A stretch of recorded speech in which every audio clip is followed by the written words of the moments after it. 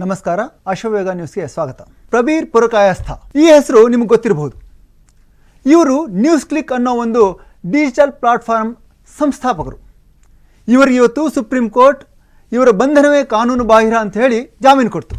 ಏನು ಇವತ್ತು ಯಾಕೆ ಇವರ ಬಂಧನ ಕಾನೂನು ಬಾಹಿರ ಅಂತ ಸುಪ್ರೀಂ ಕೋರ್ಟ್ ಹೇಳ್ತು ಅಂತ ನೋಡೋದಾದರೆ, ಇವರನ್ನ ಸರಿಯಾಗಿ 1 ವರ್ಷದ ಹಿಂದೆ ಅಂದರೆ ಅಕ್ಟೋಬರ್ 2, 2023ರಲ್ಲಿ ದೆಹಲಿ ಪೊಲೀಸರು ಬಂಧಿಸಿದರು.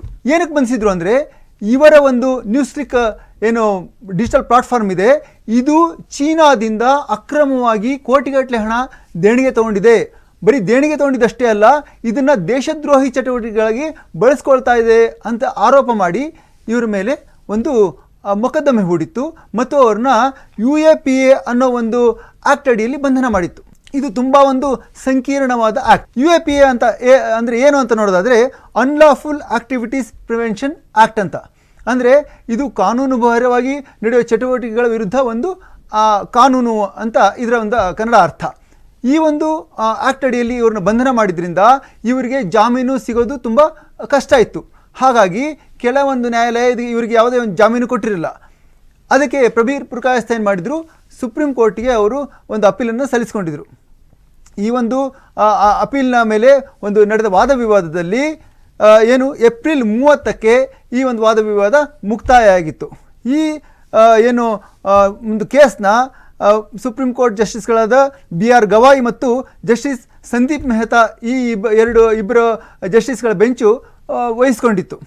ಅವರು ತಮ್ಮ ಒಂದು ನಿರ್ಣಯವನ್ನು ಏಪ್ರಿಲ್ 30ಕ್ಕೆ ಕಾಯ್ದಿರಿಸಿದರು. ಇವತ್ತು ಆ ಒಂದು ನಿರ್ಣಯದ ತೀರ್ಪನ್ನು ಅವರು ಕೊಟ್ಟರು. ಏನಂತಂದರೆ, ಆ ಒಂದು ತೀರ್ಪು ಎಲ್ಲರಲ್ಲೂ ತುಂಬ ನಿಬ್ಬೆರಗಾಗುವಂತೆ ಮಾಡಿತು. ಏನಂತಂದರೆ, ಈ ಒಂದು ಬಂಧನ ಏನಿದೆ, ಪ್ರಬೀರ್ ಪುರಕಾಯಸ್ಥ ಅವರ ಬಂಧನ, ಆ ಬಂಧನವೇ ಇಲ್ಲೀಗಲ್ ಅಂತ ಸುಪ್ರೀಂ ಕೋರ್ಟ್ ಹೇಳಿದೆ. ಯಾಕೆ ಅಂದರೆ, ಯಾವುದೇ ವ್ಯಕ್ತಿಯನ್ನು ಬಂಧನ ಮಾಡಿದಾಗ ಯಾಕೆ ಬಂಧಿಸ್ತಿದ್ದೀವಿ, ಆ ಬಂಧನಕ್ಕೆ ಕಾರಣ ಏನು ಅನ್ನೋದನ್ನು ಪೊಲೀಸರವರಿಗೆ ತಿಳಿಸ್ಬೇಕಂತೆ. ಆದರೆ ಇದ್ಯಾವುದನ್ನು ಪೊಲೀಸರವ್ರಿಗೆ ತಿಳಿಸೇ ಇಲ್ಲ. ಯಾಕಂದರೆ ಯಾವುದೇ ಒಂದು ಏನು ಈ ಥರ ಲಾ ಇದೆ, ಆ ಲಾ ಅಡಿಯಲ್ಲಿ ಯಾರನ್ನ ಬೇಕಾದ್ರೂ ಬಂಧಿಸ್ಬೋದು ಅಂತ ಪೊಲೀಸರು ಈ ಒಂದು ಬಂಧನ ಮಾಡಿದರು.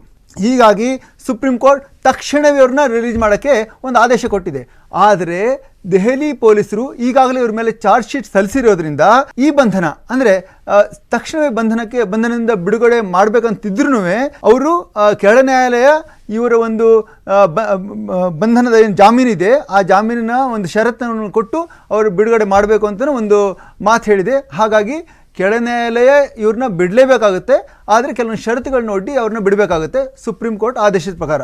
ಹಾಗಾಗಿ ನ್ಯೂಸ್ ಕ್ಲಿಕ್ಗೆ ಮತ್ತು ಪ್ರಬೀರ್ ಪುರಕಾಯಸ್ಥಗೆ ಈ ಒಂದು ಸುಪ್ರೀಂ ಕೋರ್ಟ್ ಆದೇಶ ದೊಡ್ಡ ಜಯ ಅಂತಲೇ ಹೇಳ್ಬೋದು. ಮುಂದೆ ಈ ಒಂದು ಅಂದರೆ ದೆಹಲಿ ಪೊಲೀಸರು ಈ ಒಂದು ಕೇಸ್ನಲ್ಲಿ ಯಾವ ಥರ ವಾದ ಮಾಡ್ತಾರೆ ಅನ್ನೋದನ್ನು ನಾವು ಕಾದು ನೋಡಬೇಕಾಗುತ್ತೆ. ನೋಡ್ತಾ ಇರಿ ಅಶ್ವವೇಗ ನ್ಯೂಸ್.